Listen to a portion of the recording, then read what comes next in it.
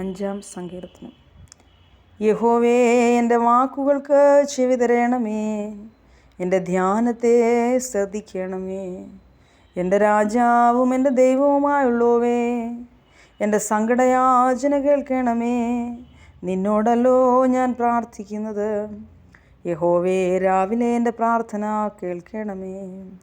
രാവിലെ ഞാൻ നിനക്കായി ഒരുക്കി കാത്തിരിക്കുന്നു. നീ ദുഷ്ടതയിൽ പ്രസാദിക്കുന്ന ദൈവമല്ല.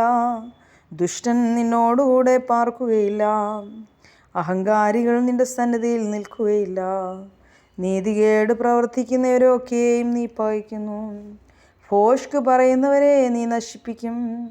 രക്തപാതകവും ചതുവുമുള്ളവൻ യഹോവയ്ക്ക് അറപ്പാകുന്നു. ഞാനോ നിന്റെ കൃപയുടെ ബഹുത്വത്താൽ നിന്റെ ആലയത്തിലേക്ക് ചെന്ന് നിന്റെ വിശുദ്ധ മന്ദിരത്തിന് നേരെ നിങ്കലുള്ള ഭക്തിയോട് ആരാധിക്കും. യഹോവേ, എൻ്റെ ശത്രുക്കൾ നിമിത്തം നിന്റെ നീതിയാൽ എന്നെ നീ നടത്തണമേ. എൻ്റെ മുമ്പിൽ നിന്റെ വഴിയെ നിരപ്പാക്കണമേ. അവരുടെ വായിലൊട്ടും നേരില്ല, അവരുടെ അന്തരംഗം നാശകൂപം തന്നെ. അവരുടെ തൊണ്ട തുറന്ന ശവക്കുഴിയാകുന്നു. നാവുകൊണ്ട് അവർ മധുരവാക്കു പറയുന്നു.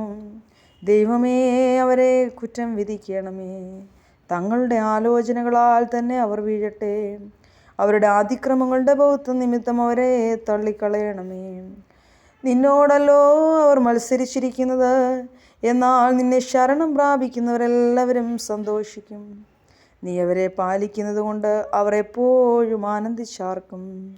നിന്റെ നാമത്തെ സ്നേഹിക്കുന്നവർ നിന്നിൽ ഉല്ലസിക്കും. യഹോവേ, നീ നീതിമാനെ അനുഗ്രഹിക്കും. പരിച കൊണ്ടെന്ന പോലെ നീ ദയ കൊണ്ടവനെ മറയ്ക്കും. ബാറയ്ക്കുമോ.